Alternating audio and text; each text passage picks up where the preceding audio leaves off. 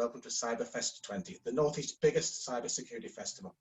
My name is Phil Jackman and I lead on Cyber North, the region's cybersecurity cluster, developed by Dynamo Northeast and supported by Accenture and the Innovation Super Network. We're working to support the region as a great place to deliver cybersecurity services.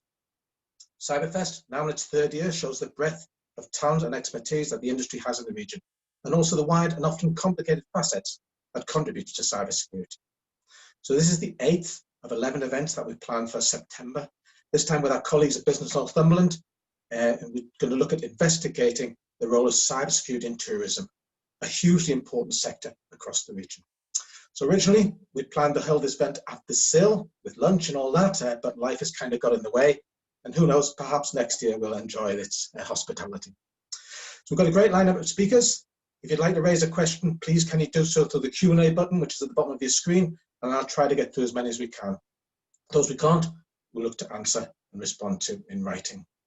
So Claire, can you bring up please Lucy Evermore, Programme Manager for Business Northumberland, who gives a bit of introduction into work that they do. Hi everyone, my name's Lucy Evermore and I'm the Programme Manager for a business support programme here in Northumberland called Business Northumberland. It's delivered by Advanced Northumberland, which is the arm's length economic development company wholly owned by Northumberland County Council. And I'm here to tell you about all of the support that we have on offer to businesses across Northumberland, but predominantly today obviously speaking to tourism-based businesses. Over the past 6 months, I think that we've all seen a huge change in the way that we work and the way that our businesses are delivering. So what we've done is we've tried to adapt our business support programme to focus on understanding how we can further support tourism businesses throughout the pandemic. And obviously, as you know, there's no better time than now to be online. And obviously, as Phil has touched on there, whilst being online is great, it's also really important to ensure that you're safe online. So we're really pleased to be joining up, partnering with the Cyberfest Dynamo to explain to businesses how they can stay safe online. I'm just going to share my presentation now,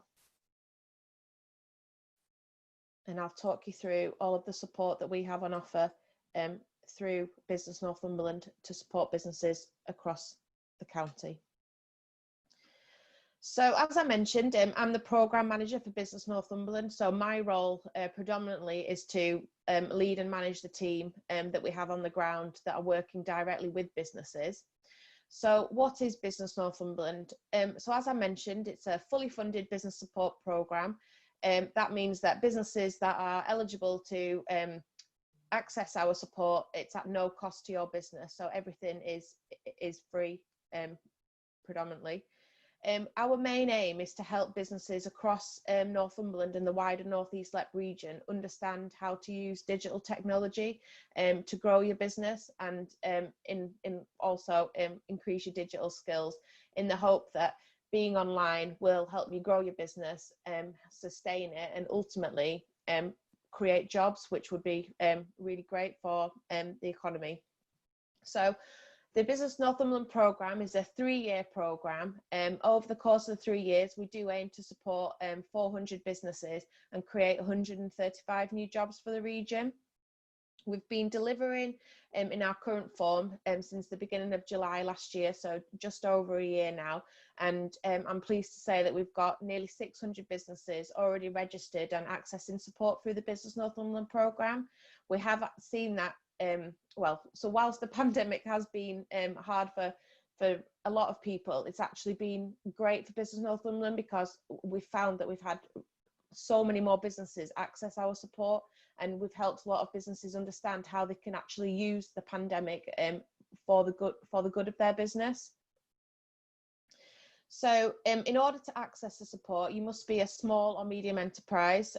So that's employing up to 250 employees and not having a turnover that exceeds 50 million euros.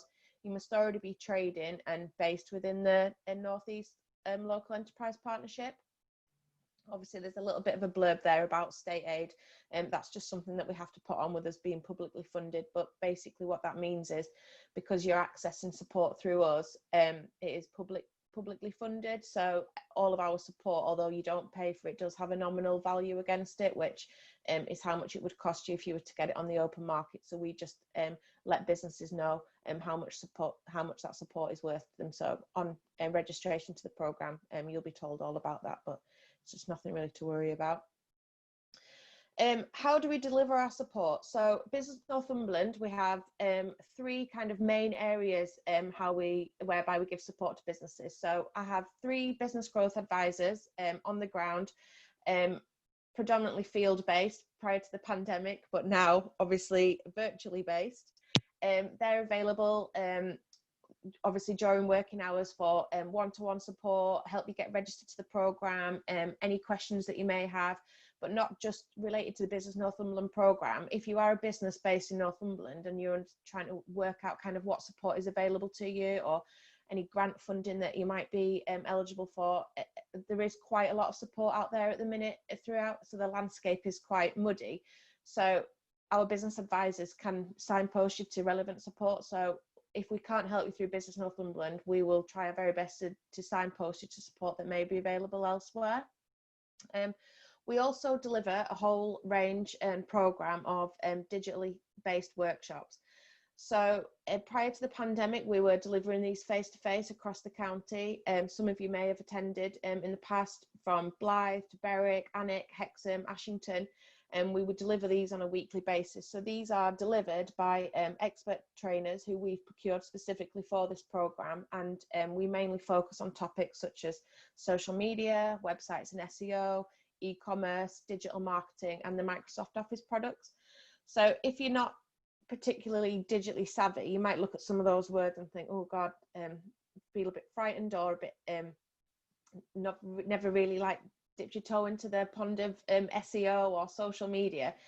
But all of our workshops are categorized by level. So we've got beginner, advanced, intermediate, just top tip ones.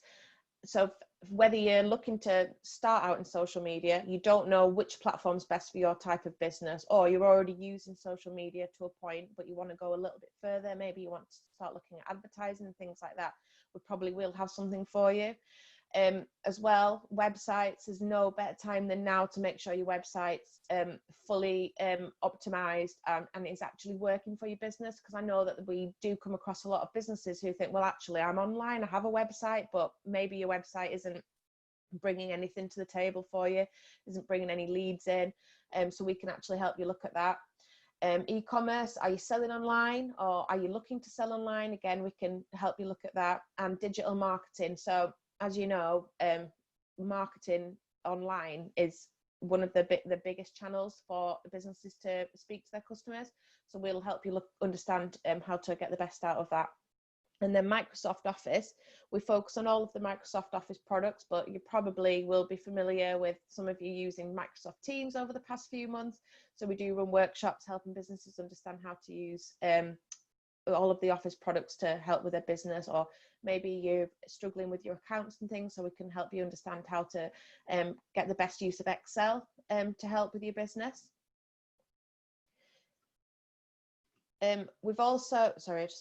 We've also got a growth program. So some businesses may be eligible for up to 12 hours of fully funded coaching. That's delivered for us by Transmit on our behalf. And some businesses might want to look further in depth into their digital marketing strategy, or looking at putting in some parameters in place, leadership and management, any changes that are happening with your business, we can look at that. So it's a full package of a range of different support, and we also like to ensure that we're serving the business community well. So instead of it being a catch-all, what we try and do is do a variety of different sector focused events and workshops. So back in June, we had a week that was dedicated to tourism. So we had a tourism week, which was kicked off on a Friday with a networking event. We got loads of tourism businesses together. We had a gentleman from Hotel Solutions who gave us an update on the tourism economy due to the COVID-19 impact. And then the following week, we had a different digitally focused workshop every day of the week that was aimed specifically at the tourism-based businesses. So not only was it aimed specifically at tourism and tailored so that it would meet the needs of tourism-based businesses, also there was a lot of tourism-based businesses that signed up to it. So it provided a great networking atmosphere where businesses were able to share the kind of the pains and any of like also good news stories that had they'd come across following the pandemic. So that's kind of Business Northumberland in a nutshell. Access to business advisors, workshops, and growth coaching. But we also have a sister program that has recently been developed and launched on the back of the COVID-19 pandemic. So we were really lucky recently to receive funding from the North of Tyne Combined Authority. We're delivering the Northumberland COVID Business Response Programme on behalf of Northumberland County Council. So the main aim of the programme is basically to help businesses kind of get their way through, re-emerge and restart following the pandemic.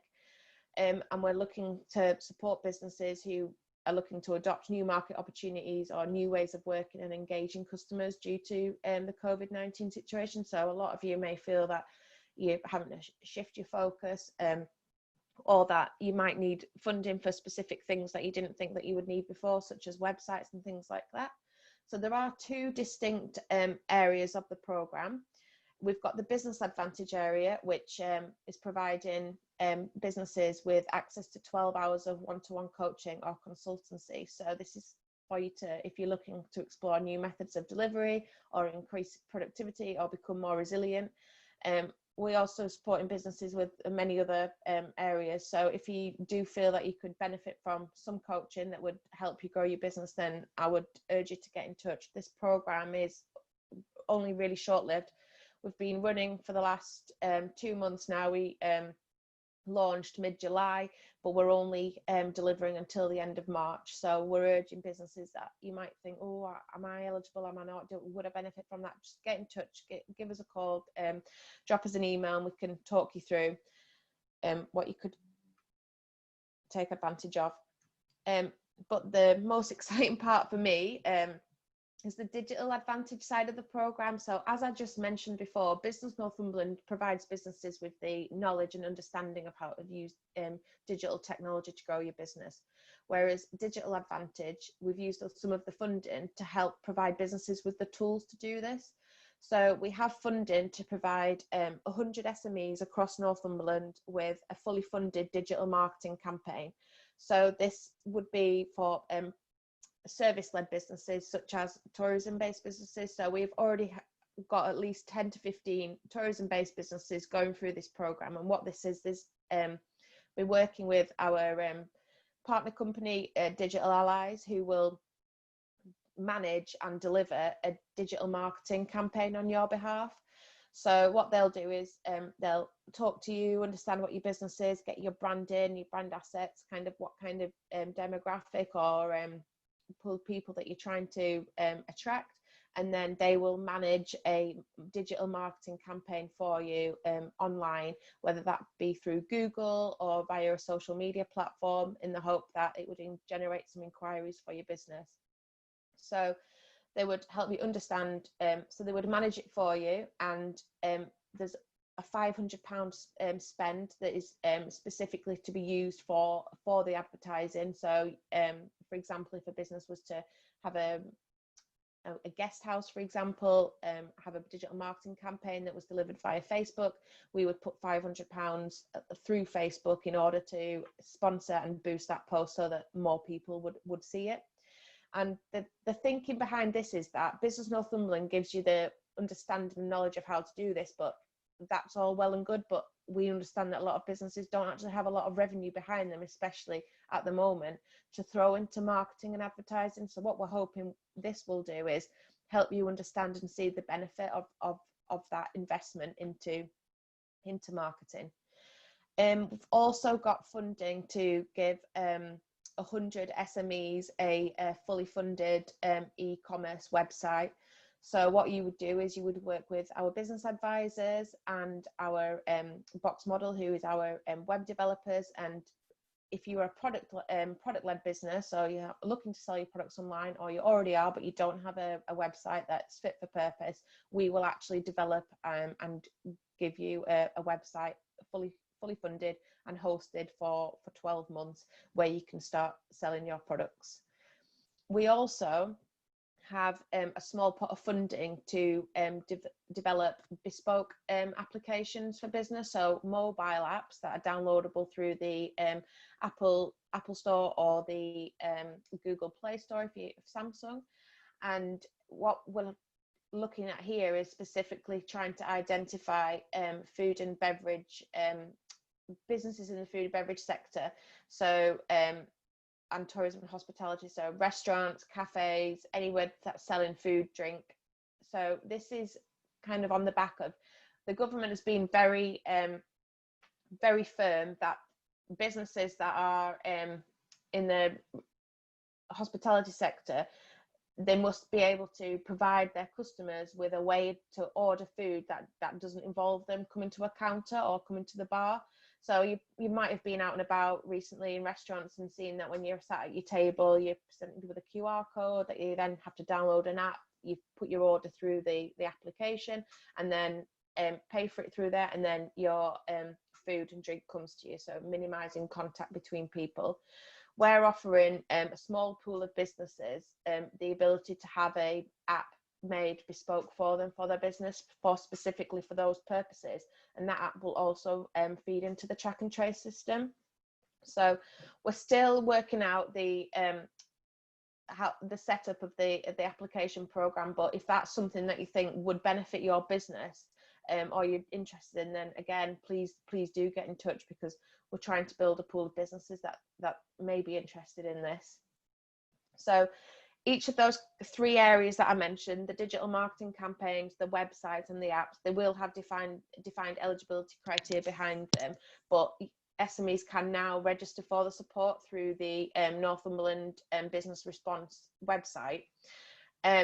Again, if you're interested in that, then I would ask you to register as soon as you can, just because the funding is time limited and we're trying to get through to support as many businesses as we can before the end of March. So those are the links. So if you're interested in Business Northumberland, which is the workshops and speaking to a business advisor and maybe some coaching, then I would urge you to register on the Business Northumberland website.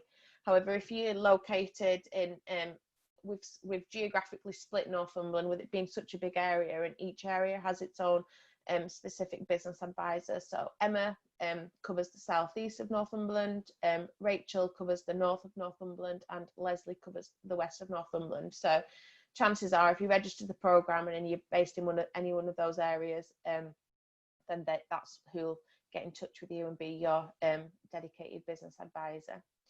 And with regards to the Northumberland COVID Business Response Programme, just register online at the northumberlandbusinessresponse.co.uk.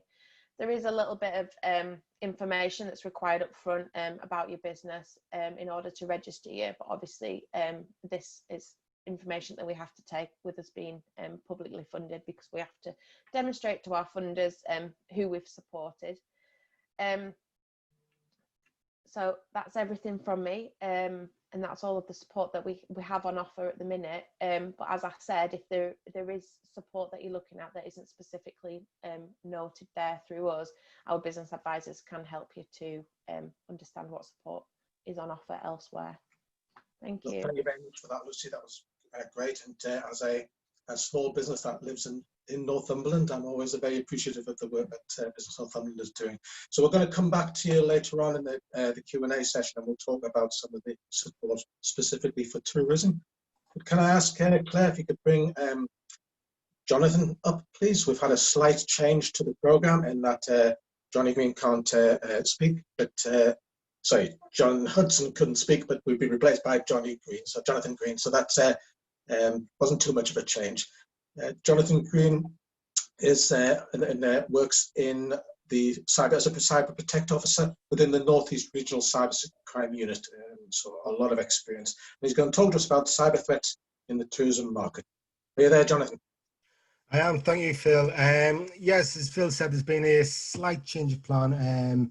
John Hudson unfortunately couldn't make it today, so I'm stepping in, but both me and John do exactly the same job. So just to give you a bit of background about me, my name's Jonathan Green. I'm a Regional Cyber Protect and Prepare Officer. And my primary role is to go out and engage with businesses and communities, providing national advice and guidance about how to defend yourself against common cyber attacks. I work at an organisation called the North East Regional Special Operations Unit. And for anyone who hasn't heard of NERSU before, basically it's a special collaboration between the three North East police forces, Cleveland, Durham and Northumbria. And a lot of the work that is done by NERSU goes unseen, but people need to be reassured that obviously the work is going to protecting the communities across the three North East police forces. Basically, I work on a cybercrime unit, and as part of the cybercrime unit, it's made up of 4 smaller teams, which is Pursue, Prevent, Protect and Prepare. So Pursue is all about trying to catch the bad guys. Prevent is about stopping the bad guys becoming bad guys in the first place. Protect, as I mentioned, is about going out, engaging with businesses, communities, giving them advice and guidance about ways to stop, try and prevent becoming a victim of cybercrime in the first place. And then finally, Prepare is all about making sure you know what to do in the event of a cyber attack. So in the unfortunate event you are a victim, you know how you would respond, exactly similar to doing fire drills, cyber exercises, things like that. Bear with me one moment.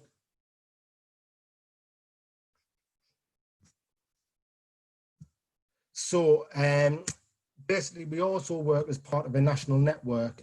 So everything that we do in the Northeast can be replicated across the country. So we have counterparts in the Northwest covering Greater Manchester, Liverpool, Cumbria, North Wales, under the Yorkshire and Humber. So North Yorkshire, West Yorkshire, South Yorkshire, Humberside. And basically, as I said, everything that we do in the Northeast is replicated across the country. So what's the threat landscape? What are we kind of dealing with from a cybercrime point of view? Well, as far back as 2016, it was identified by the Office of National Statistics that fraud and cybercrime had surpassed all other traditional crime types combined. So people and organisations are more likely to be a victim of fraud and cybercrime than anything else. Jonathan, yeah? I'm so sorry, but it hasn't shared your screen properly. Right. I think one moment. It's just taking your camera off, that's all. Has the slides come on now? No. No? Right, Beth, is one moment. Sorry about that. No problem.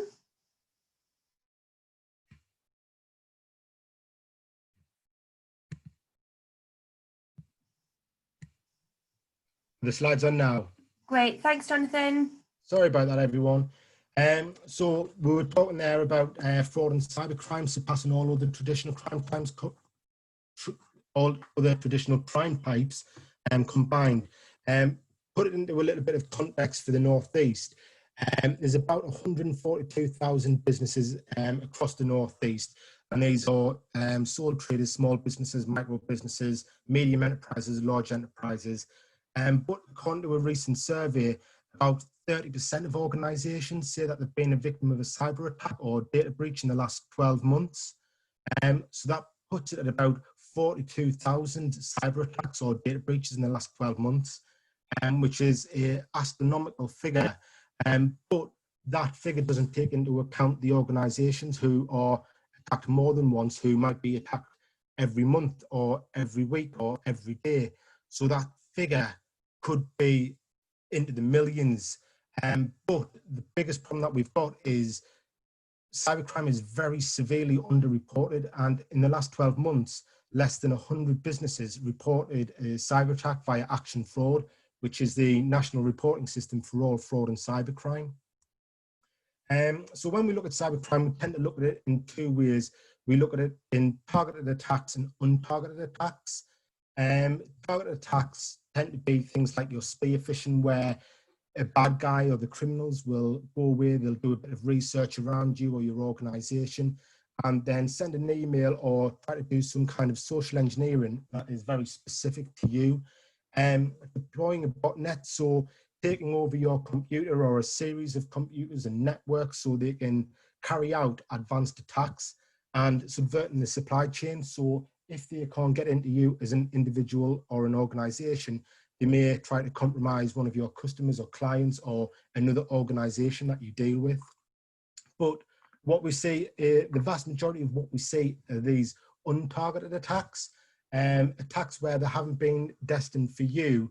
And these are your generic phishing emails. So these might be from HMRC, your account is being compromised, the Nigerian prince who has £1 million to transfer through your bank accounts, water holing, so where a criminal will set up a fake website that looks very genuine, like the real one, and all they're doing is hoping that someone accidentally lands on the fake website so that they can capture the credentials such as your login details, customer details, things like that.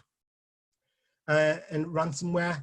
So ransomware, a lot of it used to be untargeted attacks. So back in 2017, when the NHS was hit with the WannaCry virus, this was an untargeted attack. It wasn't meant for the NHS. It was just unfortunate that the NHS has such a large surface area for attacks to land on that they fell victim for it. But the impact of that attack was felt not just within the organisation, the NHS, but for everybody who felt it, so patients and members of the public. And finally, scanning. So bad guys aren't looking for individuals, they're not looking for companies, they're just looking for some kind of weakness that they can exploit. Over the last couple of years, we've seen quite a few tourism companies that have been subject to cyber attacks. So earlier this year, in May 2020, EasyJet admitted that they were being a victim of a highly sophisticated cyber attack.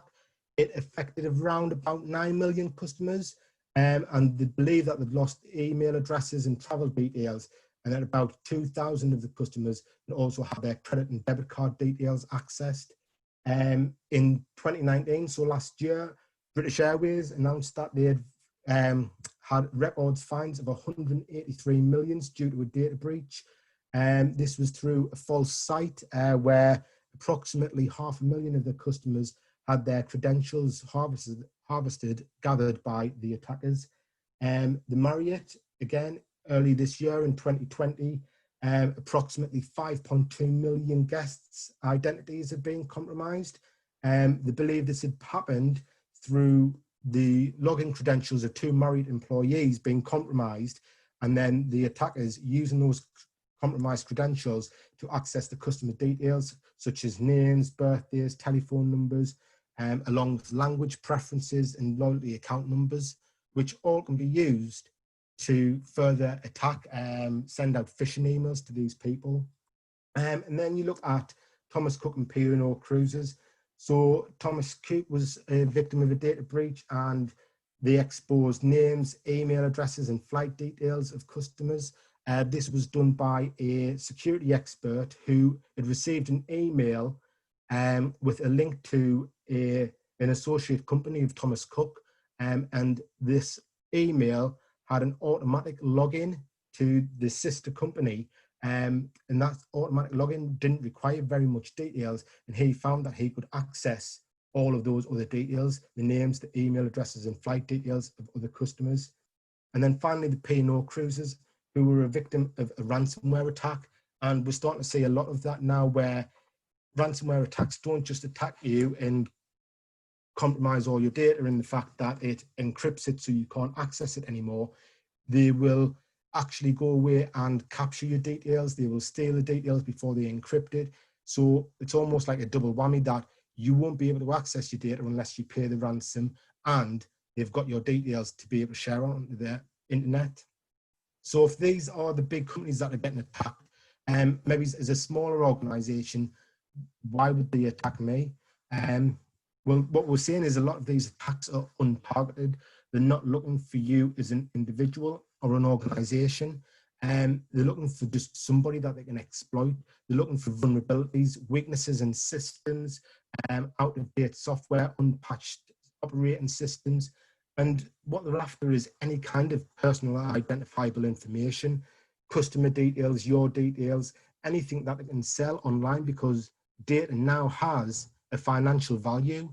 And so there's the other big reason why they would target you, is these financial gains. They're not bothered whether or not they can only get a couple of pounds out of you or a couple of £1,000. Every little bit helps them. So the more they can get out of people, the more they earn as criminals.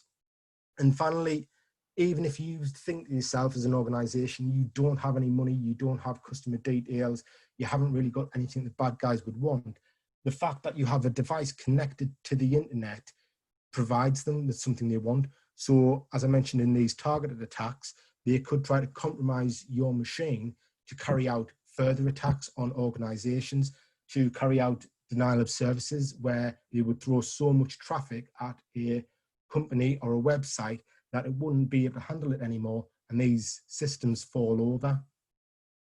So if these are the types of attacks that can occur, what do we want people to do? There's a few simple things organizations can do to help protect themselves against the common cyber attacks. The first one is backing up your data. So as an organization, think about how much data you use to operate as in business, customer details, quotes, orders, payment details, things like that. And if you lost access to all of that information, how long would you be able to operate? How long would it take you to get back to the point where you are now? By backing up your data, you eliminate a lot of those processes, because you should be able to then quickly get back to the point you were before the cyber attack. So what do you need to do? Well, identify what data needs to be backed up. So we wouldn't say you need to back up every single thing, because not every single piece of data is important to the operation of your business. You need to identify whether or not these important documentations are photos, emails, contacts, calendar inputs, anything like that. And what we would say is, once you've identified what data you do want to back up, keep those separate from your computer. So if your computer is compromised by a cyber attack, that backup is set separately. So you would be able to access it, you would be able to restore your computer back to factory settings, and then just use the external hard drive or memory stick, whatever you've used, to back up that data. Consider using the cloud. When people hear about the cloud, they tend to think that it's something really complex, something that they wouldn't understand. But the vast majority of us are already using the cloud for things like emails, for storing our photos. And basically, the cloud is any kind of online storage service. So it's something that you could look into getting done. And finally, making backing up a part of everyday business. So backing up your data, it doesn't sound very interesting. It's not the most interesting thing to do during your day, but there is a lot of services that actually now do that automatically. So you select the folders where your important data is sat, and that would automatically back up your cloud service or to your external device, if that's the way you've got it set up. And then you don't need to worry about that. And you know that actually after an attack, that all your data would have been backed up. Protect yourself from malware. So malware is basically just malicious software that's been designed to get your computer or website to do something that it isn't supposed to do. The simplest ways to protect yourself from malware is installing and turning on antivirus. Most devices do come with some kind of antivirus software, and it should just be as simple as clicking enable. If you don't have any antivirus software, there is free versions out there, but like with anything, a paid for service is going to be more comprehensive and more up to date. Prevent downloading dodgy apps. So what do we mean by dodgy apps? Well, we would all like software and applications for free. And we are aware that there is places you can get these for free, but these aren't registered and legitimate locations. So we would always recommend, if you are downloading software applications, to use the manufacturer approved stores, such as Google Play or the Apple App Store. keep equipment up to date. So we'll all be using laptops, phones or tablets. You'll get that pop-up message as to say that there's updates are available. Do you want to install them now or install them at a later date? And most people tend to think, well, I'll install them at a later date because I'm busy at the moment, or I've only logged onto my laptop for 5 minutes and it's going to take 10 minutes to download all these updates. But these updates aren't just about changing the way that we use the software. It's all about actually improvements, these weaknesses and vulnerabilities in the software, and that the manufacturers have identified, and the release fixes for them. And that's what mainly these patches are. Eventually, your operating system or software won't be supported anymore by the manufacturer. And it's at this point we would advise people that they need to consider upgrading to the latest version. Control how you use USB sticks and memory cards. Yes, the easiest way of transferring files from one computer or from yourselves to a customer or anything like that is probably just to stick them on a memory stick and stick them into someone else's machine. But you need to think, well, actually, how important is that document? Because by swapping a memory stick from one machine to another, potentially it's one way of passing viruses and malicious software from one computer to the other. And finally, switching on your firewall. So again, most new operating systems will come with some kind of firewall, and this just offers some kind of protection between your own computer and your own network and the external network, such as the internet. So again, all you would need to do is potentially search on your computer for firewall and make sure that is enabled. Keeping your smartphones and tablets safe. A lot of us now do our business from our smartphones and tablets, whether or not this is sending emails or checking accounts or anything like that. And they hold a lot of data. They're like mini computers, so these need to be kept safe. We can do that by making sure that we switch on password protection. So most phones will have some kind of functionality to enable either a password or a PIN. Most phones now allow you to have some kind of biometrics login, whether or not that's a fingerprint or facial recognition. But you need to make sure that if that isn't enabled automatically out of the box, that you have enabled some kind of password protection, so that if your device is left by mistake or it's lost or stolen, that actually whoever picks it up just can't access your data. Make sure lost or stolen devices can be tracked. So what do we mean by that? Again, a lot of phones and tablets now allow you to track the phones. So if they're lost, you can log into an account. Not only can the phones be tracked, but you could wipe the data if you feel as though that you're not going to get that back. Again, it's all about making sure that information doesn't fall into the wrong hands. Keeping your device up to date and keeping your apps up to date. This is exactly like what we were talking about previously, about keeping equipment up to date, patching. Most phones and tablets will now enable you to automatically update your apps. Yes, they may contain functionality, some user interface changes, but normally it's all about actually protecting your data, protecting you from weaknesses and vulnerabilities. And finally, if you are out and about and you can connecting to unknown Wi-Fi's, just be careful about what information you're sharing. It's very easy for anybody to set up a Wi-Fi hotspot and rename it as anything they want. So you could be going into Costa and you notice that they've got their new Wi-Fi, Costa super high speed Wi-Fi, but you don't know whether or not that is owned and operated by Costa. So if you do need to conduct your business while you're out and about and you need internet signal, most phones now have 4G, maybe even 5G signals. We advise to use that in that connection to send any kind of important information. And if you're using public Wi-Fi, make sure it's just for things like checking the news and things that you wouldn't be bothered about people finding out. Use passwords to protect your data. So again, this is the simplest way to protect your data. You've probably been told a million times all the advice and guidance around passwords. But simply put, just make sure that you switch password protection on. It's the easiest way to protect your data from falling into the wrong hands. So Beth is 1 moment. So it stops the data falling into the wrong hands. If possible, use two-factor authentication on important accounts. So not only is this something like a password, but it'll be a password and maybe it's a PIN code that is sent to your phone or something like that. Avoid using predictable passwords.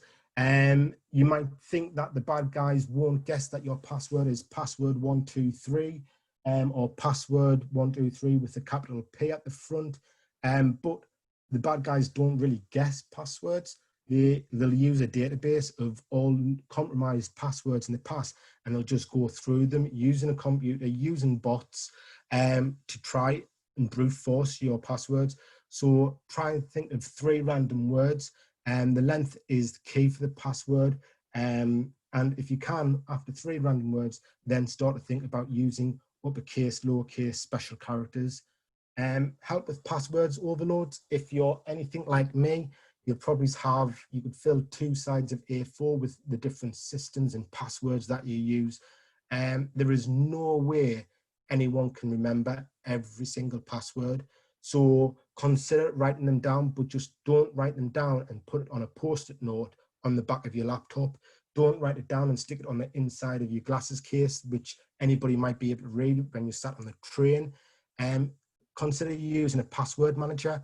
A password manager just acts like a safe as one place to store all your passwords. That way you only need to remember the password for your password manager, and you know if that has been compromised, which passwords you would need to change. And change all default passwords. So most devices come with default passwords set by the manufacturer. The easiest thing to do is change them. Then these can't be leaked online or anything like that because they will be unique to you.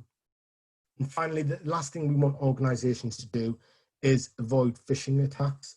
Phishing attacks, what do we mean by that? It's basically an email or some kind of social engineering attack to get you to do something you wouldn't normally do.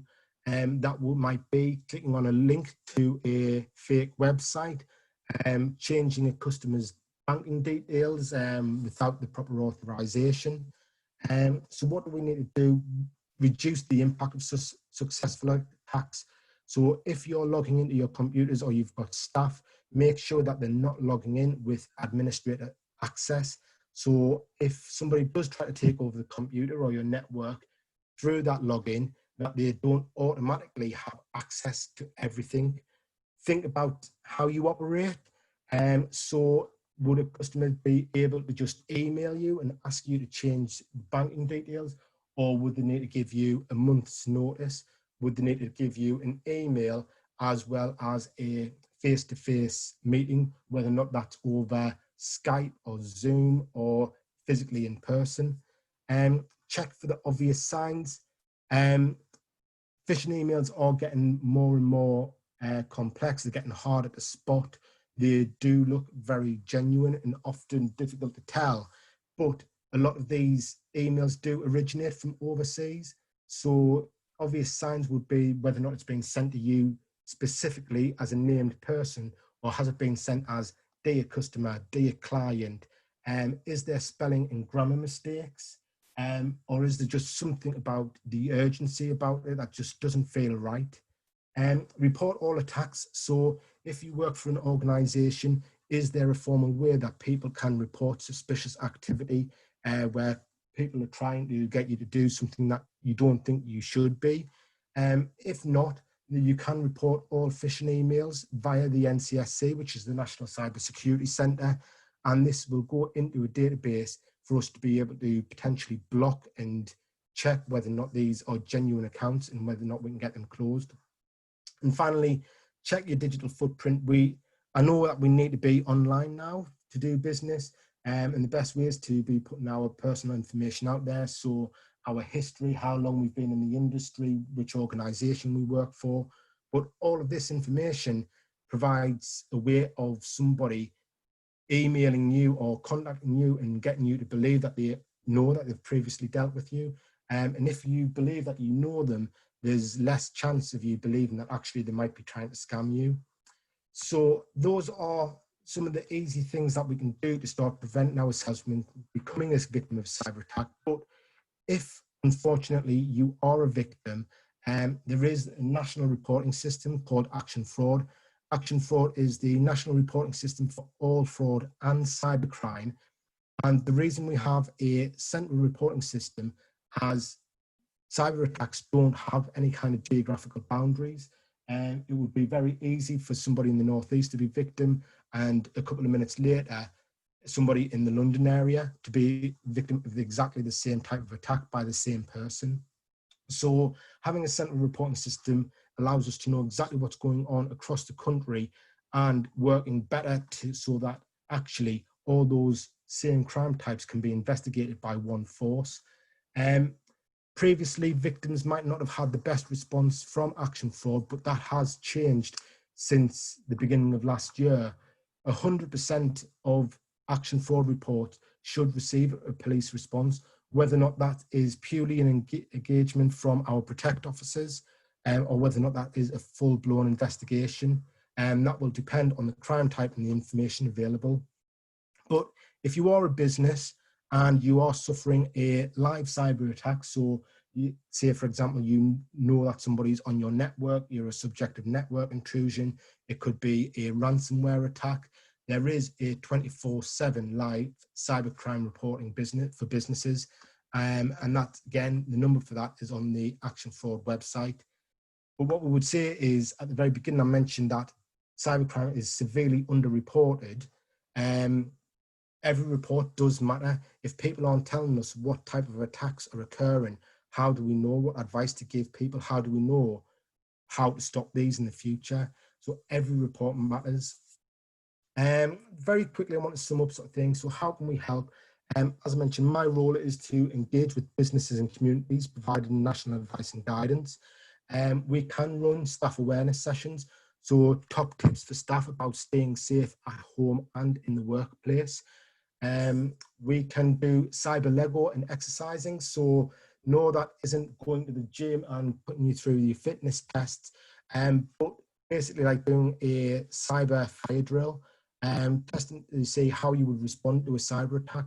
Who would you contact? When would you contact them? What kind of communication would you put out to your customers and clients? As it's not just an issue for IT. From a non-technical point of view, to get people starting to think about cybersecurity, we can run a cyber Lego game called Decisions and Disruptions. And this will get you to start thinking, well, actually, we can't do everything at once. So what are the important things that we need to consider? And finally, we can also offer people vulnerability assessments and police cyber alarm. So a vulnerability assessment would be a free service of scanning your public-facing internet and looking for any kind of weaknesses or vulnerabilities that the bad guys might try to exploit. We would provide a report, and this would put you in a good position to fix them before the bad guys can exploit them. And police cyber alarm is a brand new tool which we've only been able to offer since the beginning of this month. And police cyber alarm is, again, a free to use tool that helps businesses and organizations monitor and understand the threat from cyber attacks. It works in two ways. Monitoring, so it would look for any kind of suspicious activity trying to get through your firewall. It would provide a monthly report to identify where these suspicious activity is originating from and how they're trying to get into your organization. But then you can also add the vulnerability scanning side of things. So scanning your public-facing internet, your public-facing IP addresses on a regular basis, but also your web applications, so your websites and things like that. There's a lot of information to take in there. All of our time, our advice and guidance is free, purely because we want to reduce the chances of people becoming a victim of cybercrime. So if anybody has any questions or they want some more information about the services that we offer, you can email us at nerccuprotect@durham.pnn.police.uk. Thank you. Any questions? Great, thanks, Jonathan, for that. We'll come back to then have a Q&A panel at the end of the session, if you wouldn't mind. So if you could just hang on. And Claire, if you wouldn't mind bringing up Noel, please. So our next speaker and our third speaker is Noel Miland from CommuniCloud, who's going to talk to us about what your guests can expect and how to stay safe, how to get them to stay safe when they're in their business. Are you there, Noel? No? Have I just been happily talking to myself? You're on mute. There you go. Believe me, I was making perfect sense. Firstly, let me just say apologies in advance for the croakiness. Children go back to school and grown-ups get ill. That's what happens, isn't it? So I'm afraid I'm loaded with cold and what have you. But yeah, it kind of feels like Jonathan and I were sent here today to scare everybody, which of course we're not. We're here to give you some tools and some advice on how to keep your organization and your people, and most importantly, your assets safe. So as a cybersecurity business, we do look at the external threat, the intrusion prevention tactics, but our specialism, if you will, is understanding insider threats and understanding how people who you've invited into your organization, whether that be an employee or a guest, a customer who you've invited to go onto your network, how those people can present a threat and how you can overcome that threat. So people often think in terms of cybersecurity, it's about building walls and keeping the bad guys out. And of course it is. But if we keep everybody out, then we can't function as a business. So often there is a necessity to let people in. There has to be a degree of access given to those people. But as cynical as it might sound, we use the mantra zero trust in all things relating to cybersecurity, whether that be emails, whether that be connection requests on social media, or whether that be the activity of guests, customers, or employees. Nobody on this call needs me to explain that businesses become more complex every year. With the launch of the next TikTok or whatever the latest asset or fad, depending on your attitude towards these things, is it just adds a further layer of complexity and a further challenge that as business owners we need to become aware of. No, I'm old enough, giving away my age here, to remember when email came into to my world, and that was earth-shattering. So to take that onward and look at the number of devices we have, for example. I remember attending a cybersecurity session probably 10 years ago that predicted by 2020 we would all have 3 internet connected devices each. Now, the last time I did an audit on my Wi-Fi at home, I counted 22 in the house. The average household has about 25 internet connected devices, and that will bleed through probably even more into the business world, because we've gone from, it was laptops, then our computers, then it was computers and tablets, and then it was phones. Now it's light bulbs, doorbells, things that if you say the word, she'll interrupt me as I speak on this call, that plays the radio for me. All those devices that all have internet connections, all present us with challenges, all present us with threats. And as we say, we need to take a zero trust approach to these devices before we let them onto our network, and before we give them the permissions that perhaps clicking just accept on the terms and conditions allows. Jonathan very thoroughly went through a lot of the points on here, so I won't insult anyone's intelligence, particularly Jonathan's, by repeating them, but I will focus on the bottom half, because this is primarily our specialism as a security organization. It's understanding, first of all, we're all very aware of how environmental events can affect us from a cybersecurity perspective. So we had a situation where overnight we couldn't access office buildings, therefore we couldn't access servers, therefore we couldn't access data. Equally, that meant we had servers sitting on site where perhaps there wasn't the appropriate levels of physical or cyber security on site to monitor who might be accessing our server rooms or accessing our information. But yeah, back to the insider threat. So the insider threat can take a few different forms. So insider threat could be a malicious actor, a disgruntled employee, or an employee who's seeking to make financial gain from misbehaving. But it can also be down to human error. People leaving passwords lying around, people for example, we talked before about patches and updates onto devices. You wouldn't be surprised, or maybe you would be surprised to see how often we see reports that say a laptop hasn't been switched off for upwards of 60 days.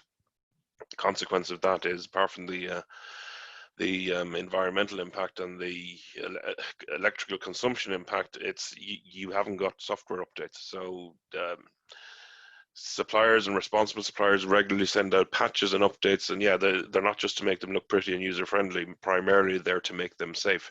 If an employee hasn't updated that device, it doesn't matter how frequently the manufacturer or the person responsible in the organization is for delivery of those applications and those updates to the applications. If the laptop hasn't been switched off, then it isn't going to happen. And finally, on complacency, and I'm kind of loath to use this. I took it out and put it back in, hence why it's at the bottom. But the most frequent response I hear when I start a conversation with somebody about cybersecurity is either nobody's interested in what I've got, or we're fine, we're covered. You know, unless you've got a proper cybersecurity threat assessment, and unless it's been reviewed on a very regular basis, you're not covered. You may have spent an absolute fortune recently on the best cybersecurity software and the best cybersecurity processes and firewalls, but if they're not updated, if they're not frequently reviewed, then they become obsolete because the threat changes on an hourly basis, let alone daily or weekly. So threat service in the context of travel and leisure, I found this slide quite interesting actually. That you know, there are three motivations behind a cyber attack. It's financial, it's mischief, or it's corporate espionage. So you've got a piece of software or intelligence or design that somebody wants to steal, or somebody's just bored and wants to create mischief, or wants to damage a business by making their brand compromised.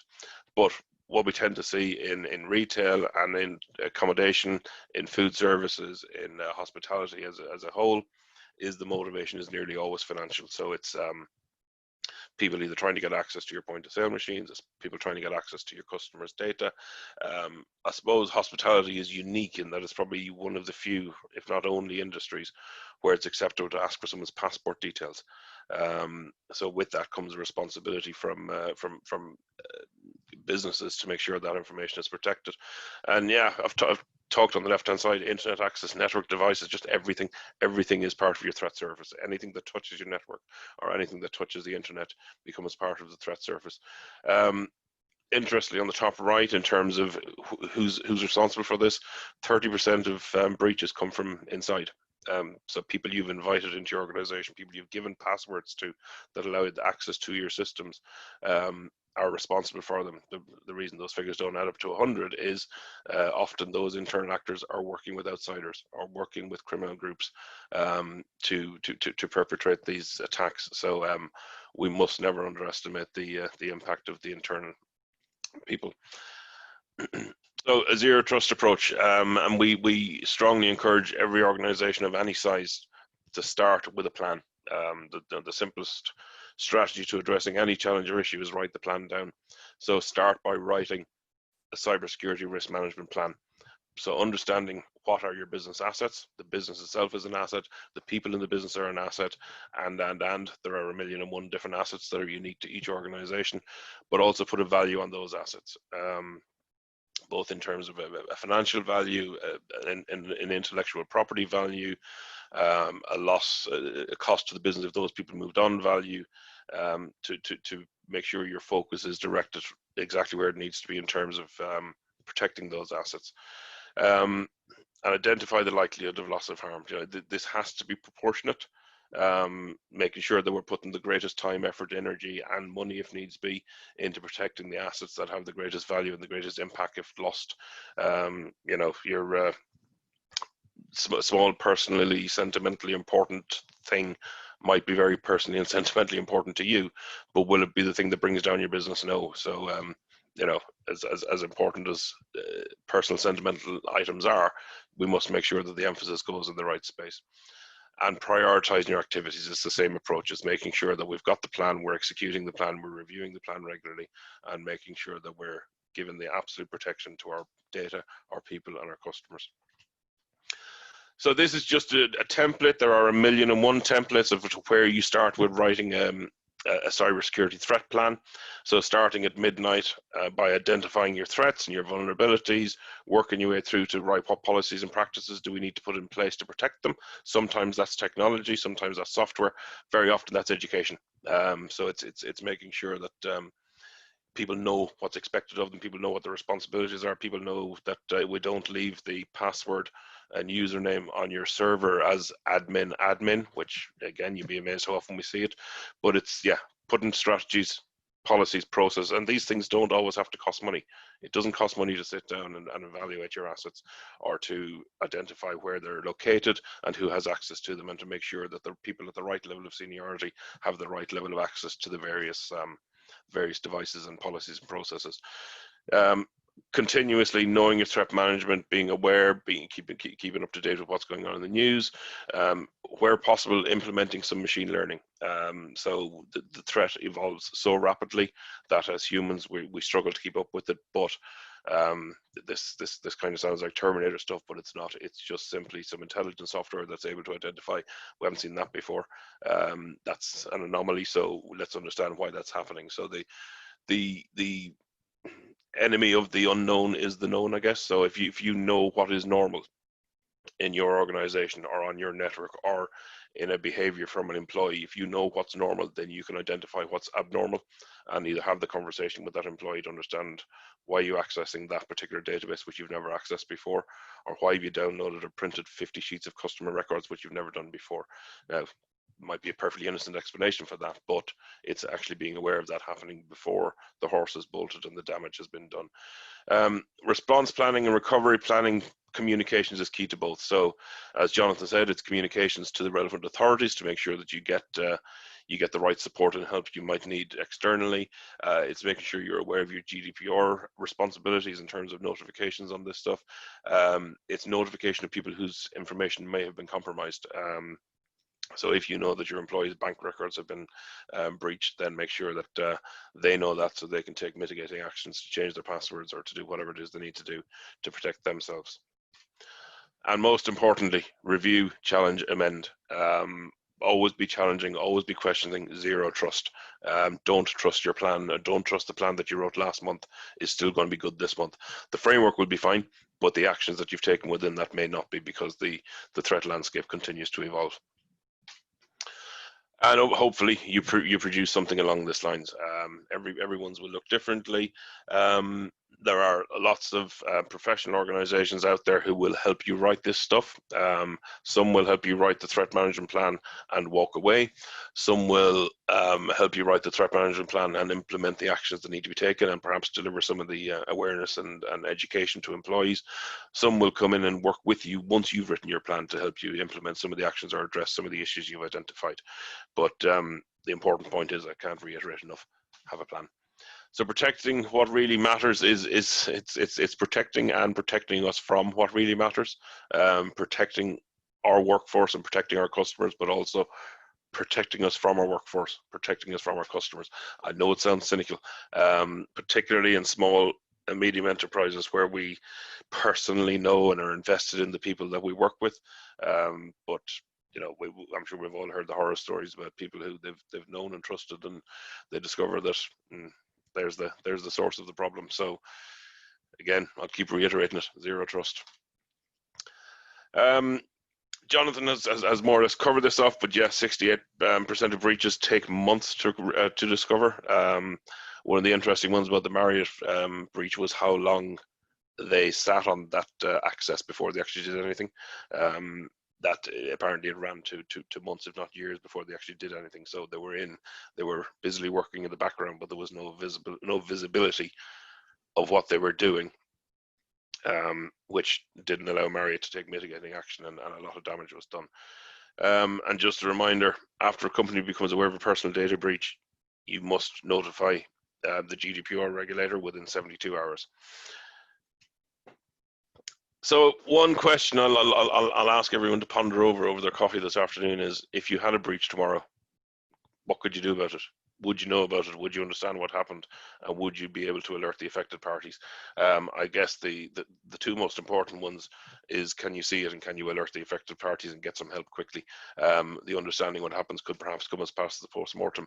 But yeah, are you vulnerable? Are you aware of what your threat vectors are, and do you know what to do if somebody breaches the door? So yeah, in summary, threats create frequent, costly breaches. They create vulnerability.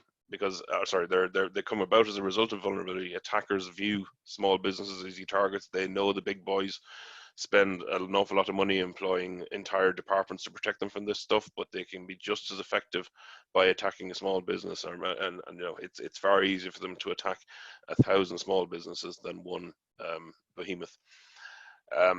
Attacks cost money. It's as simple as that. Yes, protection against attacks costs money, but the consequence of an attack costs a lot more, because it will affect your reputation. It will affect your standing with your customers. It costs a lot of money to put this stuff right. And some final statistics along the bottom. The average cost of a data attack, £2.14 million. As mentioned before by Jonathan, at least 1 in 4 small businesses will be breached.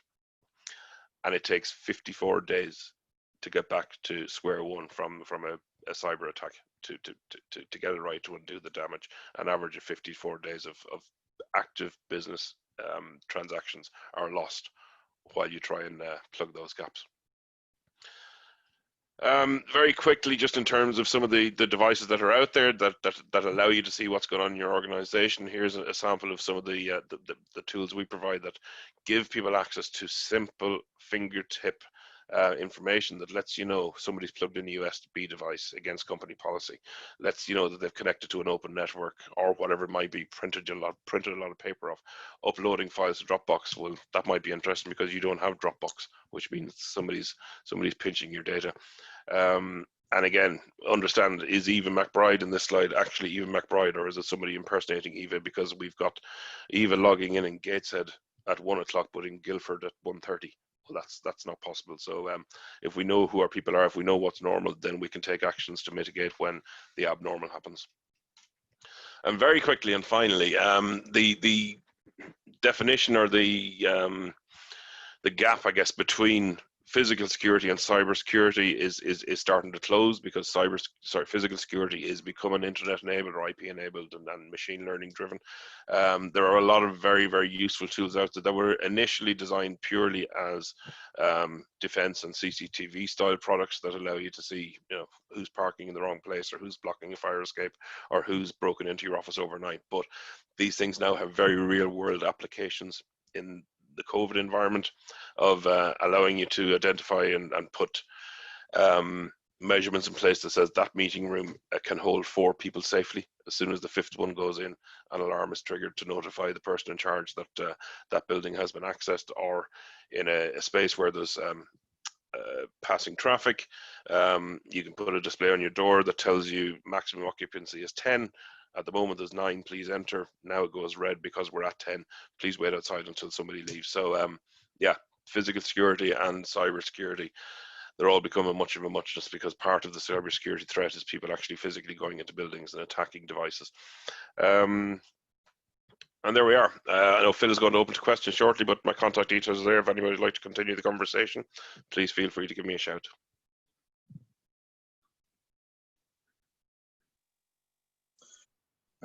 That's great, Noel. Thank you very much. And some very, very strong messages there. Can I think Claire should bring up everybody for the panel session, and I've got a series of questions that I'd like to ask. But, so Lucy, are you there yet? Thanks, Noel, for getting through there in spite of man flu. It's You noticed me going on mute to have a cough right at the end, did you? Yes, good. I'm here. Excellent, Lucy. That's great. Okay, so can I start with you then, please? And look, these are extremely difficult times for tourism across the globe. Northumberland, it seems to be that the COVID regulations or advice changes every day. So, what is Business Northumberland doing to help tourism businesses in particular? Yeah, so as I mentioned in my presentation, aside from the kind of typical support that we're usually giving to businesses, we have tried to do a few kind of sector focused events.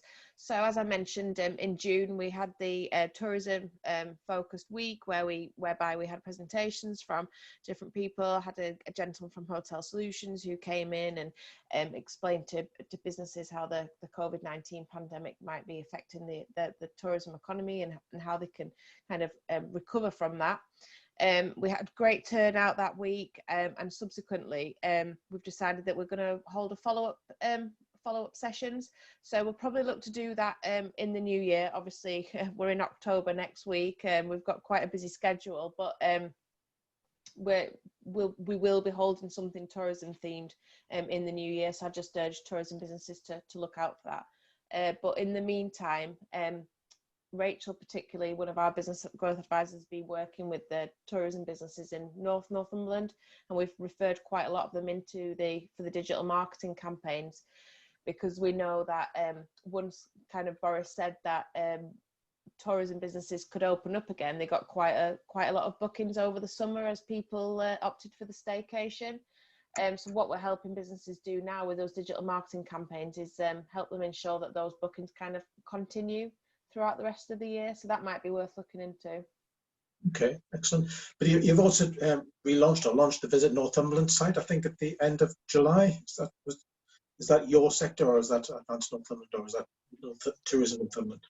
Yeah, that was Northumberland Tourism that launched that. However, we do try to work in kind of partnership with them. So we keep them updated with all of the tourism support that we have on offer, and likewise they help tourism businesses understand what we have on offer.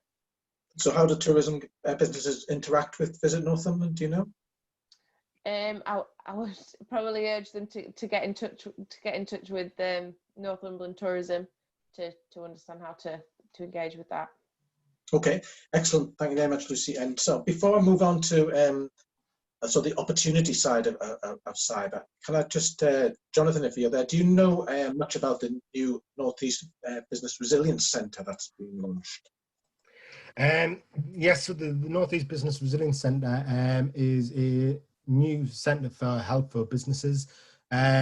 Basically, they work in partnership with the police to provide advice and guidance to businesses. There is some services where you might want to speak to the police first, so along the vulnerability assessment lines of inquiries, or the police cyber alarm, cyber exercising. But unfortunately, as people might guess, we can only go to a certain level, and we can only go so far with businesses about the services that we can actually offer. So what we would say is, in the first instance, get in contact with either the BRC or the police to find out which services you require. And then if we can't help from the policing point of view, then obviously the BRC will probably be able to help. So I understand they're doing some work with their students, sort of helping young people to get to understand their craft a bit better, and providing some sort of first line support for businesses, which is free, I believe, or is it paid for? No, a lot of the services are for free. So as you rightly said, the services are offered by students. So they've been carefully selected from Northumbria University and a university down in Sheffield. And they have gone through interview process. They've been engaging with a ethical hacker from the Business Resilience Centres, originally from the Scotland.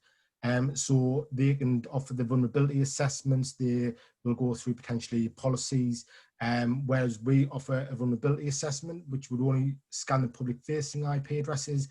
They can potentially offer a full penetration test, where one of the students would go onto the organisation's business premises and do a full test. Excellent. And the centre is associated with a number of local businesses which can offer that support when the NEBRC sort of kind of runs out of its expertise. Yeah, so there's a lot of businesses that they're in partnership with. They all tend to be companies that like Waterstones, other IT companies. So if, for example, an organisation is going for Cyber Essentials certification, whereas student services wouldn't be able to fully accredit them, we partnered with a number of businesses who would be able to offer that full range of services. Excellent. So more information can be found at nebrcentre.co.uk. So just look it up and you'll be able to find that. Okay, so I think we've spent quite a bit of time today talking about the threat landscape and how cybercrime and cybersecurity is kind of on the negative side. But providing a good and secure environment for your visitors, for a good experience is fundamental, I think, to separating yourself, to making yourself different from your competitors. So Noel, can we just, I'd like to ask you about a couple of things. First of all, I think there's a couple of areas that people need to think about. that whole marketing and bringing people into their business. And then secondly, their experience on site.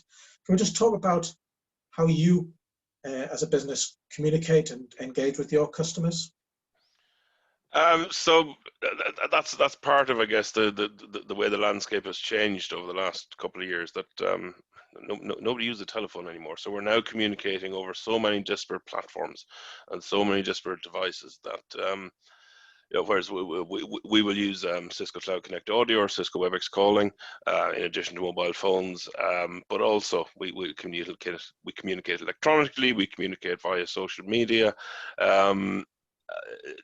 Take your pick. There's a myriad of ways that we do it, all of which leads to an environment where you have to ensure that, first of all, what we're sending out is clean. So we can do that by making sure what comes into us is clean and that our environment is safe and healthy. But also driving those correct behaviors, so that when we invite customers to join our platforms, perhaps, that we're very open and honest about the fact that yes, we require two-factor authentication before you come and join us, to show that we're giving that example, we're leading with that example to customers, that it shouldn't be easy to just join somebody's network, it shouldn't be easy to join somebody's environment. You need to knock on the door, you need to be allowed in. So it's that controlling that flow of information and traffic, but also making sure that when you are communicating with customers, that you are communicating with a clear brand, a clear message, so that when people start to try and impersonate an organization and they can identify those changes in the brand and those changes in the professionalism of the message that's been sent out, they can understand what the challenge is out there. And I guess that's what's fundamental to what we communicate as opposed to how we communicate to our clients, is that this succeeds or fails. Cyber health and cyber security and cyber success succeeds and fails based on human behaviors, which are led by education. So it's that piece of, don't, as happens, don't pick up the USB stick on the footpath and stick it in your laptop. Don't leave your password as password 123. Don't stick it on a post-it note on your screen. Don't sit in McDonald's on public Wi-Fi, openly typing in your passwords to people. So that's I guess what we communicate constantly, is that constant message of zero trust, but education of anybody who's coming onto your network, be that employee or customer. Excellent. Other restaurants are available, I hasten to add. Of course, yes. But nowadays, most people get an impression of an understanding of the attraction that they're going to visit, or the place that they're going to visit online. Sorry, and a lot of investigation is done online. The event is often paid for online before you get there.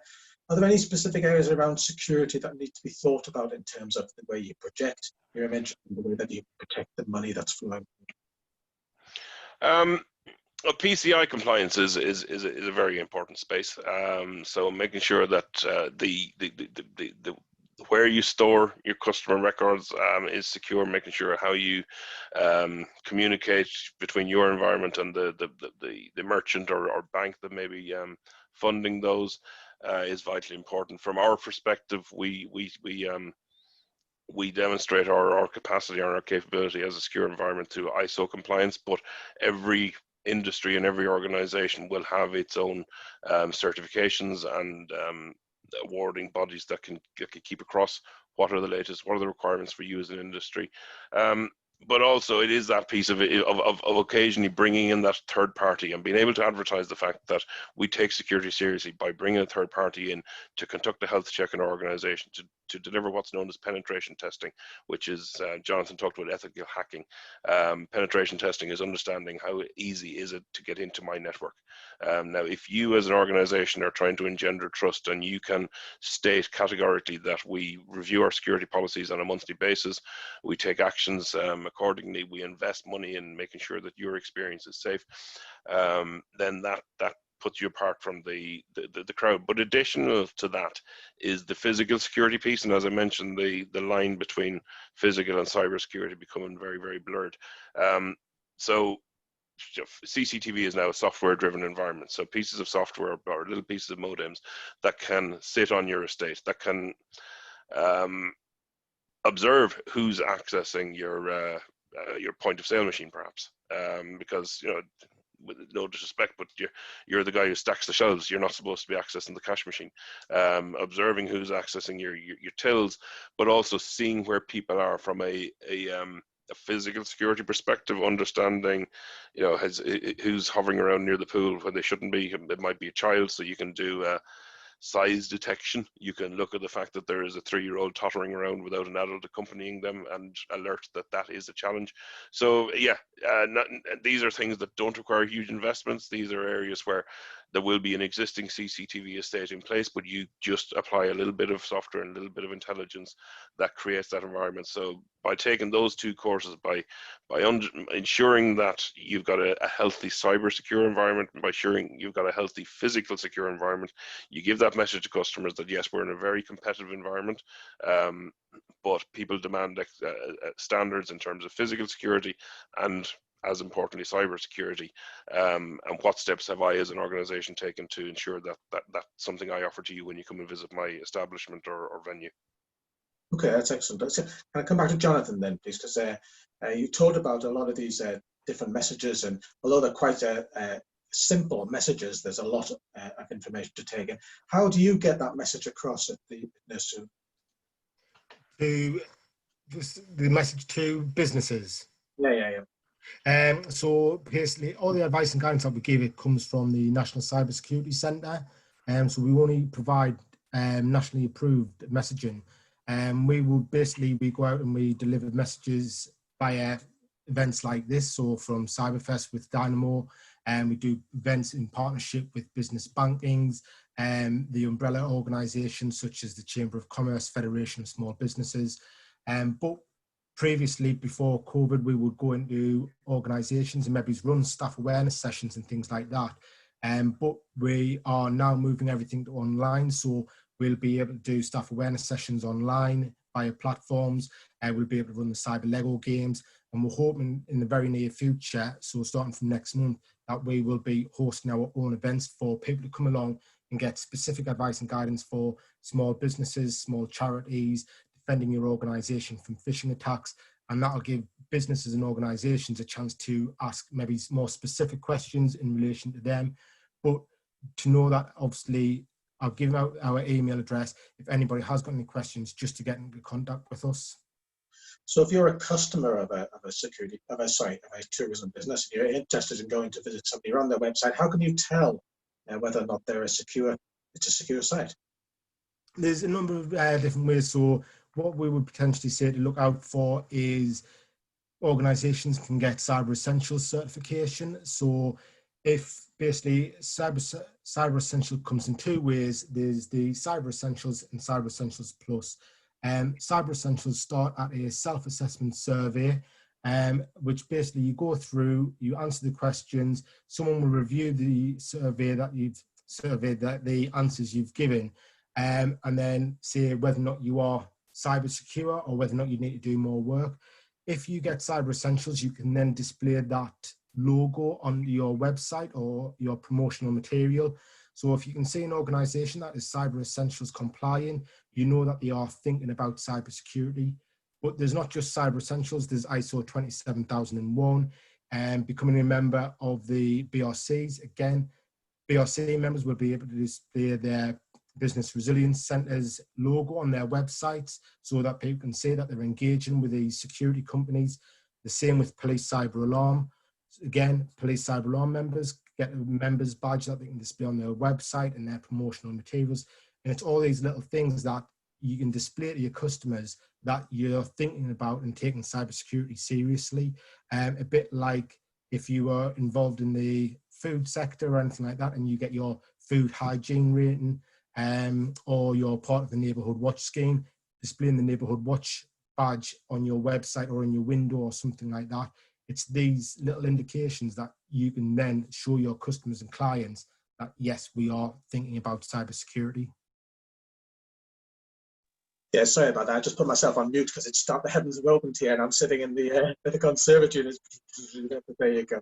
No, that's really interesting, John. So we just talk about people think of this as a big business problem. You know, we talk about Marriott, we talk about British Airways. These are huge companies, but according to the Federation of Small Business, last year, 60% of small to medium businesses were hit by some sort of cybersecurity attack.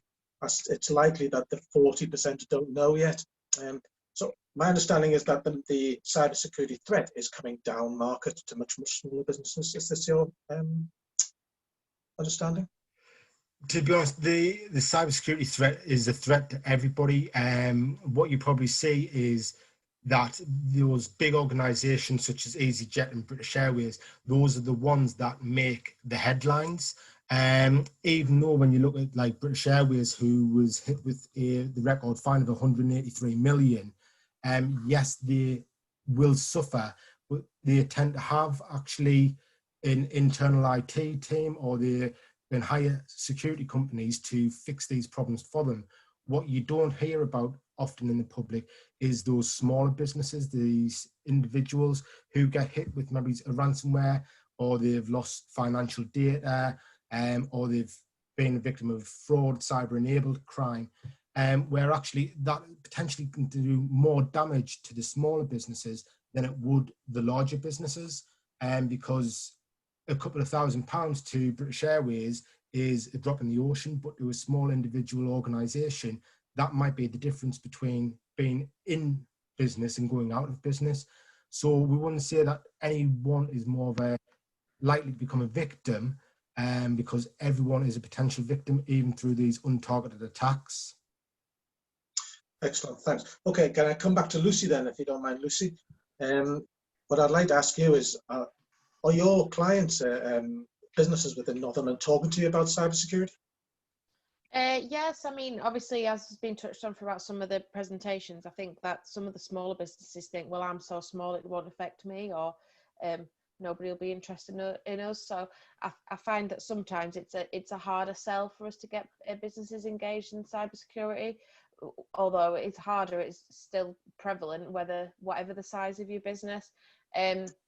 However, I think that what happens is usually when there are attacks that are explained more in the media, or affect different companies, then we do get an influx of questions from businesses. Okay, and so is this something that they talk to you about regularly, or is it something that you have to bring to their attention? Are they almost afraid to talk to you about?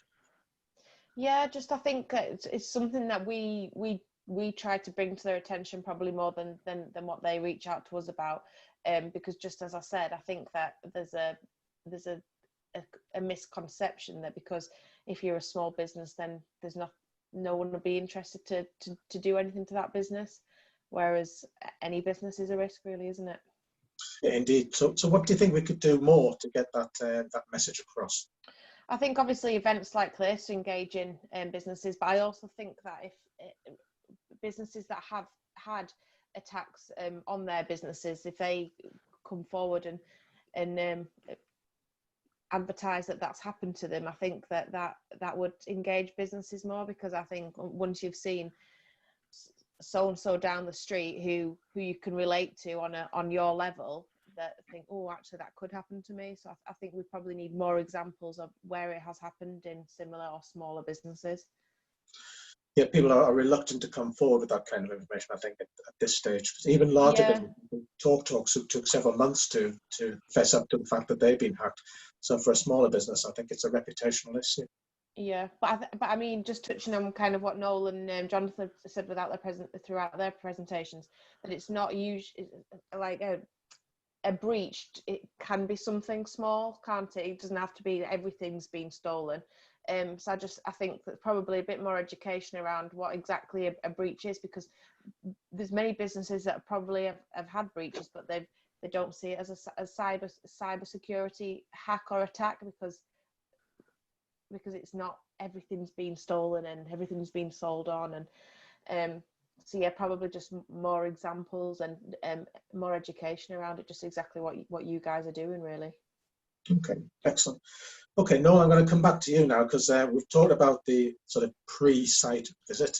But now that the client is on site, is actually visiting your premises or visiting your attraction, there are huge opportunities to use technology to enhance that visit. Yeah.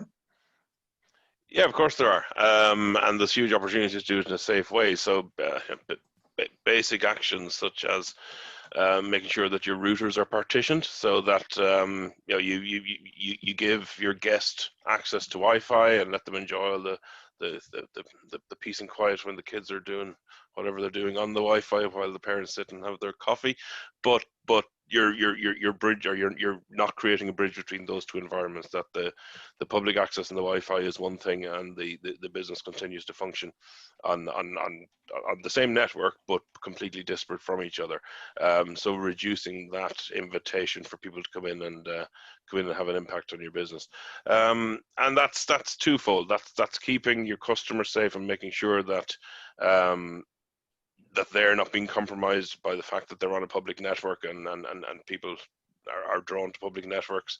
So you're creating that more secure network. You're creating that password protected environment that allows people to use your services without making it open season. The second part of that, though, is how we as an organization, how they as an organization protect that customer's records. So, where are you storing customer details? Where are you storing customers' email addresses, phone numbers, bank records, passport details, all this stuff that we, as a matter of course, hand over when we attend many leisure facilities. How healthy is that environment? When was that last reviewed to make sure that those customers' records are being protected? Is it in a secure environment, or is it sitting on a server somewhere in the back room with admin as the password in those servers? So, businesses of any description, any business that handles a customer's details, whether that be name, email address, date of birth, bank record, any piece of personal information, there's a reason it's called personal. So therefore the business has an absolute obligation to protect that information. And the damage that can do reputationally when you're shown not to have done so. You referenced TalkTalk. There was a prime example of data that wasn't encrypted.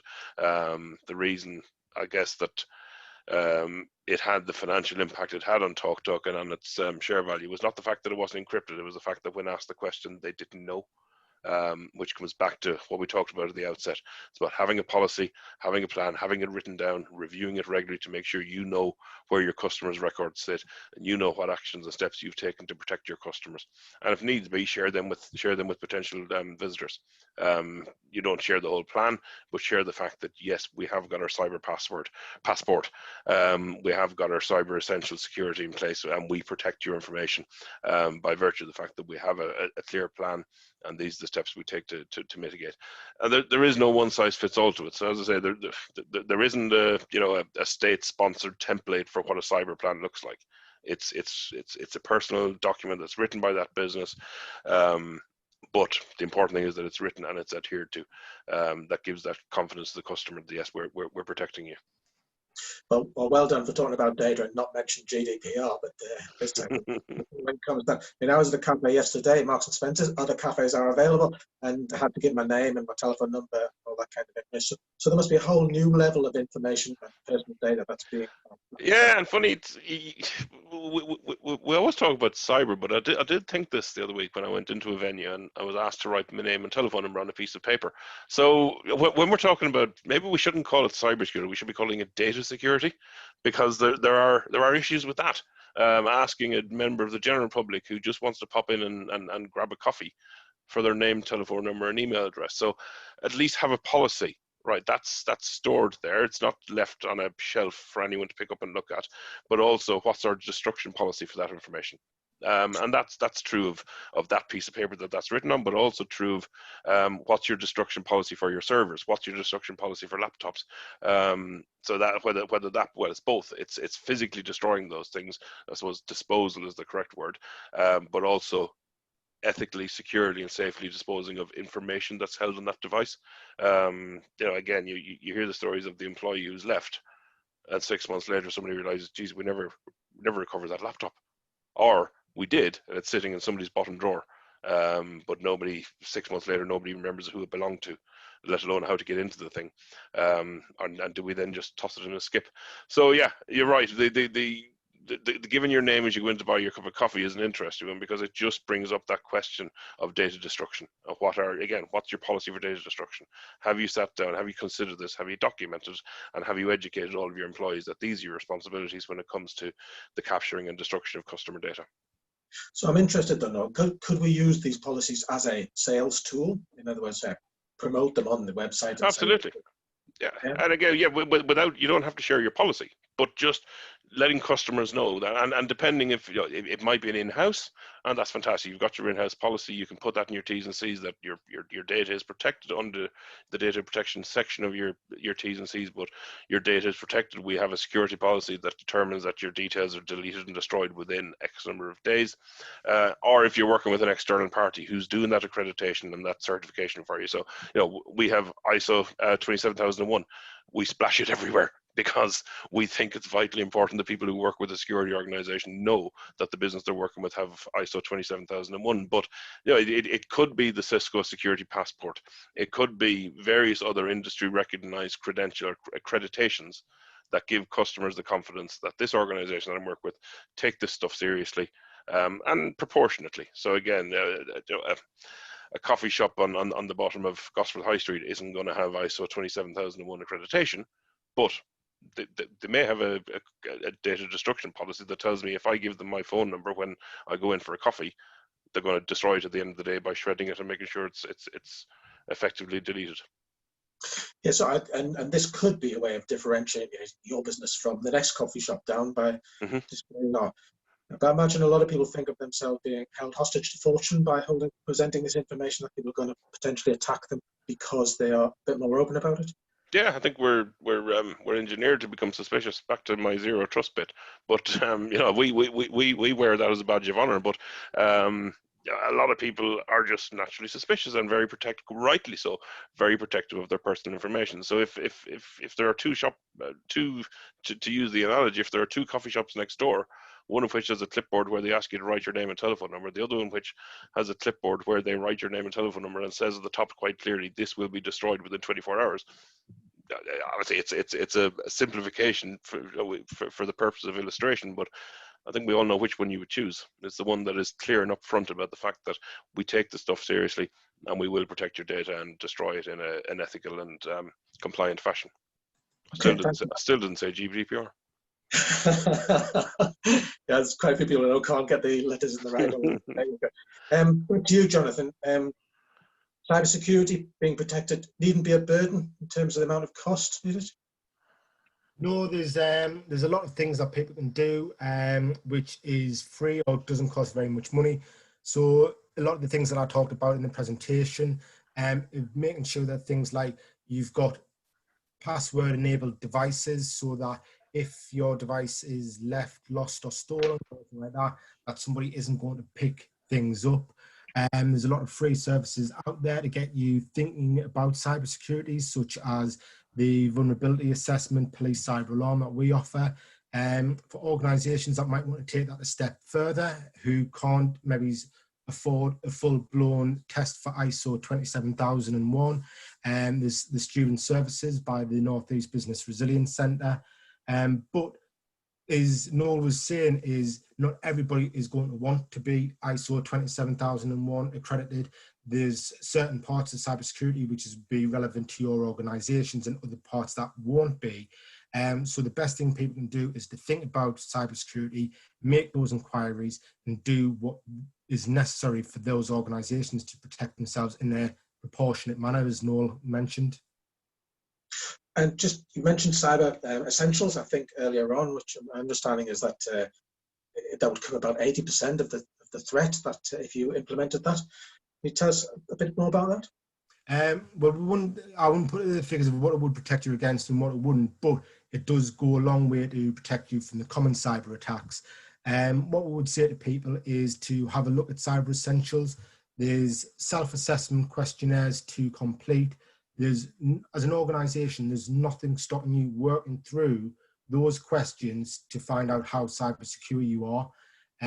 If you're confident that you match all that criteria, what we would say is pay for the certification, because then the whole point of what we're talking about today is you can display to your customers and clients that you are cyber secure. If you want to take that further, you can pay for Cyber Essentials Plus, and rather than it just being a self-assessment questionnaire, somebody will actually come out of the organization and check all those answers for you to make sure that what you're saying is true.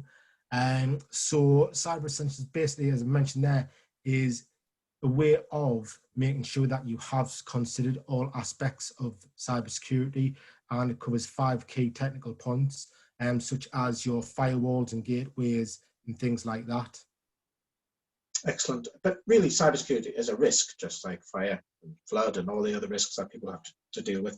And that's where it should be held, really, I think, in terms of the management of that organization. You need to think about it as a risk issue rather than a technical issue. Yeah, we were talking about earlier about cyber exercises, and Noel mentioned about the GDPR collecting data. It doesn't have to be a cybersecurity issue. When we're talking about cyber exercising, yes, we normally focus on the point that the cause of it might be a cyber attack, so a network intrusion, a ransomware or something like that. But really what organizations need to be thinking about is how they would deal with it. It wouldn't be any different to a call center who lost access to all of their phone lines because they were a victim of a cyber attack, or whether or not they were having roadworks out the front of the building and the diggers went through the cables and disabled all the phone lines. It's problems that you're going to be facing, and how would you deal with it? So if you lost access to your website, could you still operate? How would you operate? If you lost access temporarily to your customer details, do you have a separate paper-based of current orders, so at least you can get the current orders out? Those types of things that need to be thought of before a cyber incident happens. Okay, and cybersecurity is very much, or security is very much a people thing, isn't it? There's a huge a social element of cybersecurity. Tell us a bit more about this Lego game. I've seen it in action. It's great fun, but tell us a bit more about it. Well, at the moment, we won't be able to go out and run the game in physically, but the whole idea of the game is you've got Lego pieces, you've got a board which represents an organization, and the example we use is it's a hydro power plant. I don't think anybody probably is on the call is running a hydro power plant at the moment, but it gets the idea across.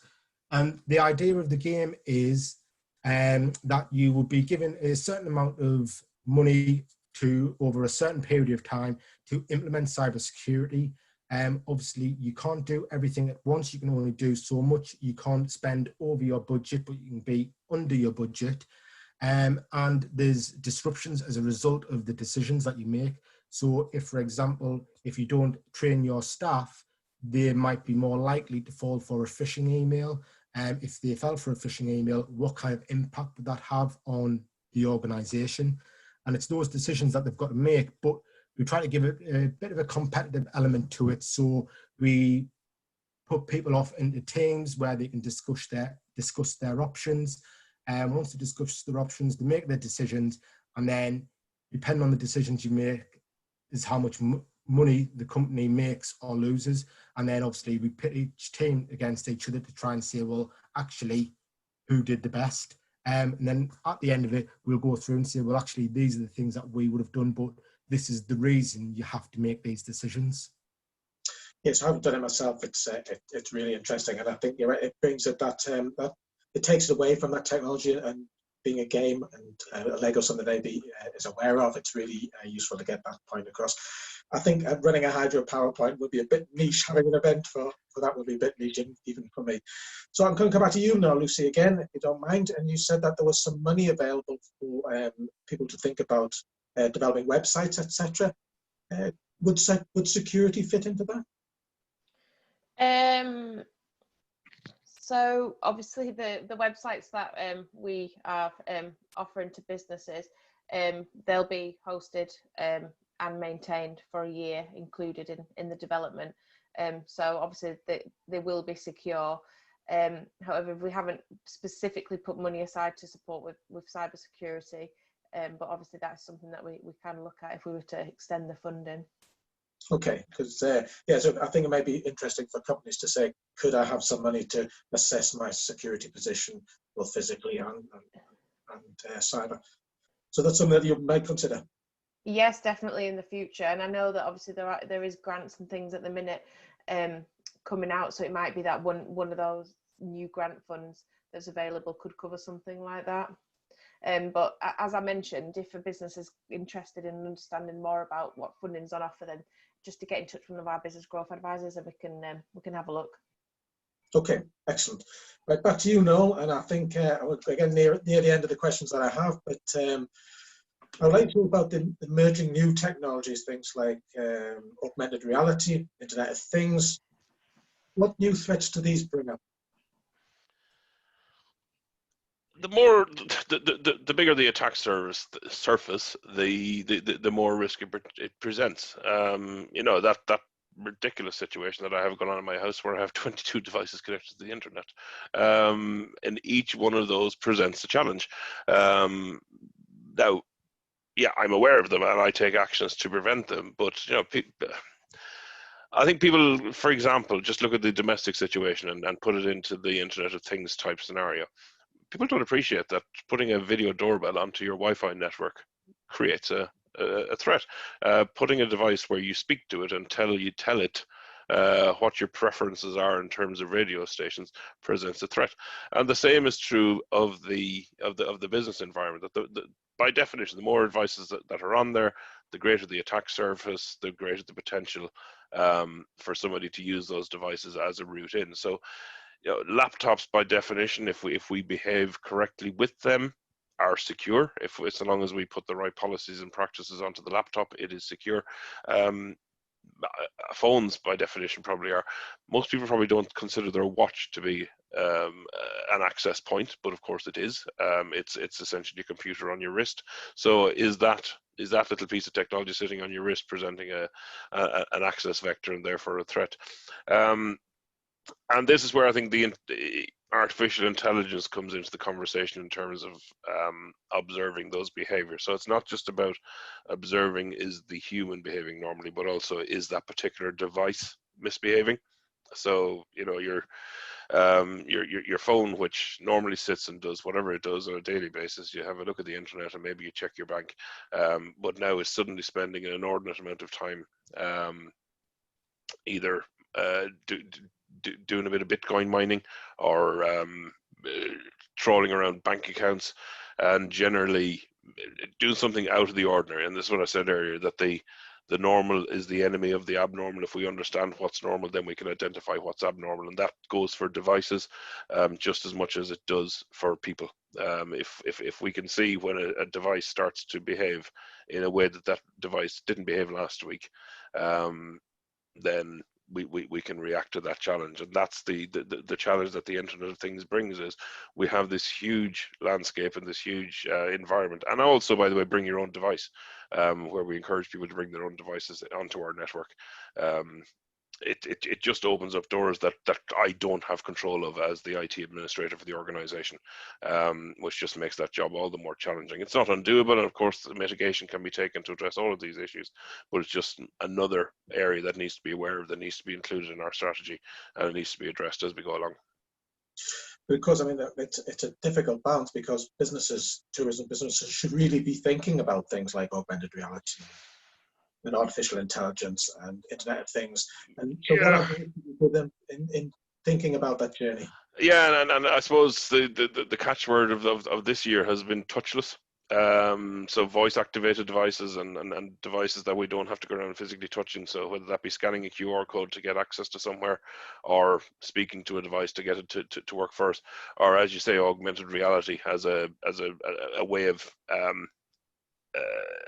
conducting a walk around of a site, perhaps, that before you attend you want to go there. And again, it's the same with any aspect that you bring up. The issue is awareness. If we're at least aware the threat is there, then steps can be taken to address those threats, because, you know, responsible vendors don't put these devices out onto the market without putting security applications in place to help you deliver them, for two reasons. One, it'd be irresponsible to do so, and B, let's be honest, it makes economic sense to do it, because What they don't want is for the message to come out that your device is a threat vector, therefore nobody buys it. So, you know, any decent vendor or manufacturer of, be it augmented reality, be it enablement of Internet of Things, the security policies and the security processes are in place to help you address those things.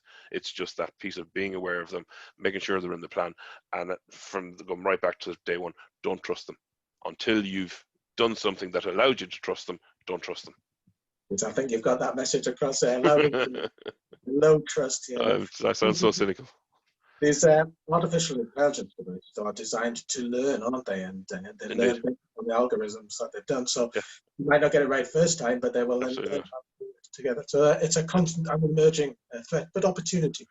Perhaps. Yeah, and I think that's where artificial intelligence and machine learning will be the key to addressing the cyber challenge issue, because it's changing so quickly.